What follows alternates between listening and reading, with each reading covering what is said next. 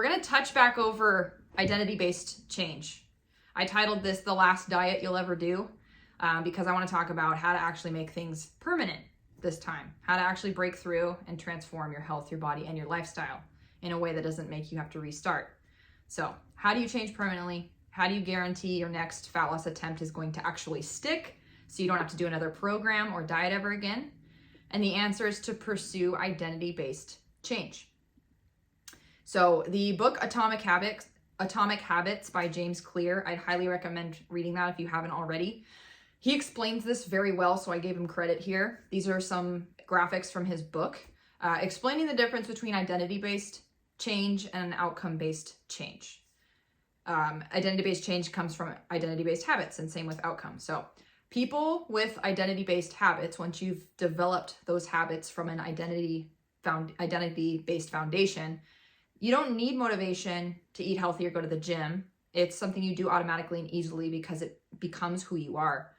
Versus outcome-based habits, these people typically struggle with eating healthy or eating the way they need to reach their goal or maintain their goal, because they typically hop onto some way of eating or some way of exercising for a certain amount of time until they reach their outcome, in which case they stop because they don't actually identify with that person. So that's a difference between identity-based habits and outcome-based habits. So it kind of comes down to the question, can you change your identity? The answer is yes, but we have to kind of go back to asking the deeper question, which is, who are you? Who am I, right? If you ask yourself, who are you, right? Some people point to their head, but are you your brain? I don't know. If you take a piece of your brain out, are you still yourself? Maybe. When you die and your brain's in your body in the grave, are you gone? I don't know. But some people point to their chest. Are you your heart? Some people get a heart transplant. Are you still you?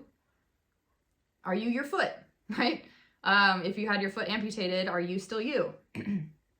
If you're none of these things, none of these appendages or these parts of your body, then who are you? And no one really knows the answer, right?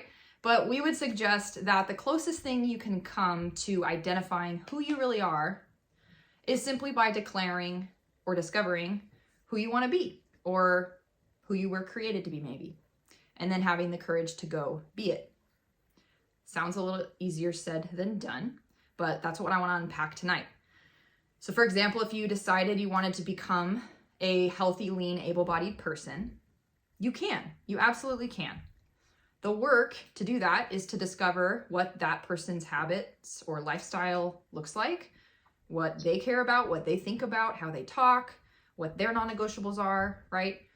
And then not to just do those things, not to just put them on like a article of clothing you don't like, but to actually pursue becoming that person. You might wonder about your old self. We're often protective about our old self, even if we don't want to continue being her. So what about your old self? Well, wouldn't it stand to reason that if you wound up being the way you currently are through your thoughts, your words, and your actions, that if you had different thoughts, said different words, took different actions, that you could wind up being any other way, maybe who you actually want to be? The answer is yes. You're not stuck where you're at. Anyone can be anything as far as, a pursuit or an ambition goes. So this worksheet really helped me understand this practically. So you can screenshot this, or you can, download this from the companion course, or ask for this if you're watching this as a replay. This worksheet's extremely helpful to kind of unpack this because it's kind of, ethereal. But what I would recommend doing is taking the left column here, the column titled I Believe I Am, and list out all the things you believe you currently are, right? Maybe you believe you're funny, healthy, active, lazy, whatever. Write down all the things that you believe you currently are, the good, the bad, and the ugly. Once you finish that side, on the opposite, write down how you wound up being.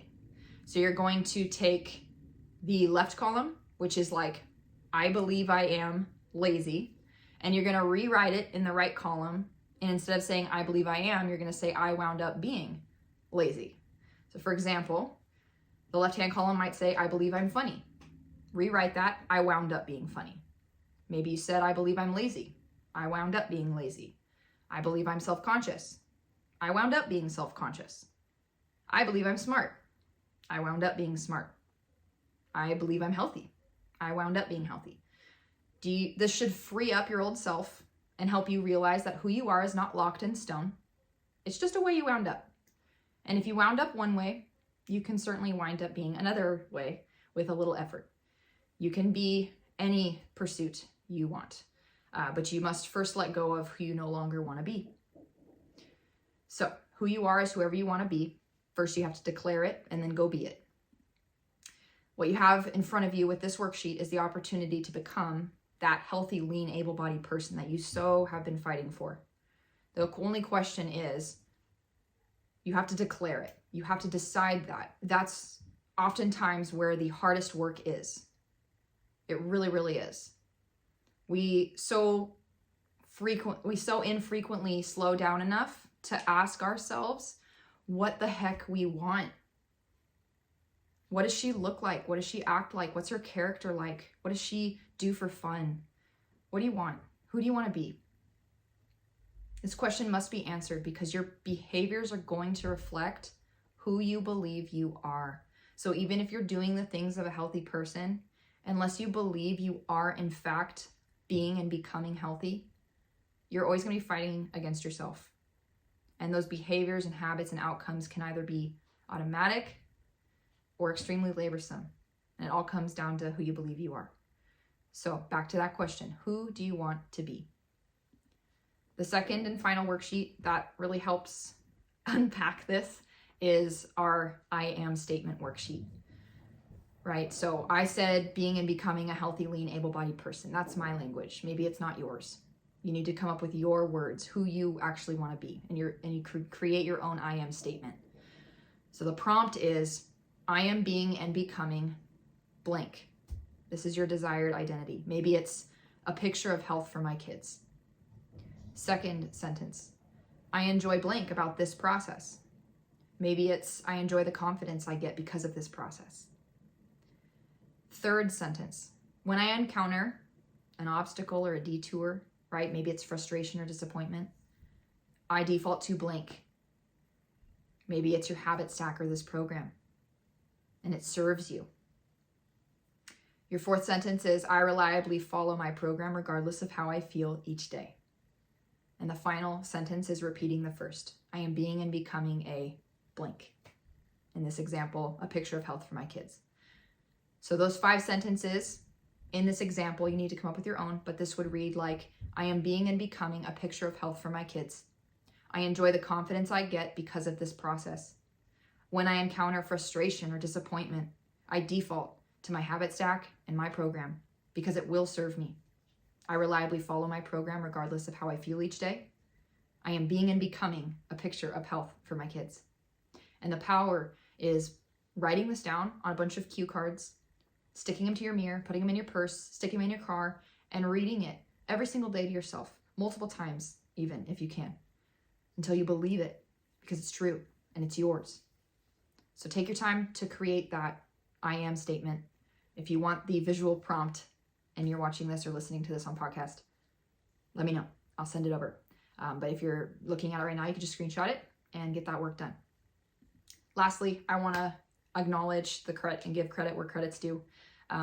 This wisdom that I've shared with you today is something that was passed on to me and Cameron. And it's from people a little further down along the road than we are. And we cherish these lessons, and I hope that you do too. I'm grateful to share this with you guys, and I hope this guide helps you free up to discover and become who you want to be.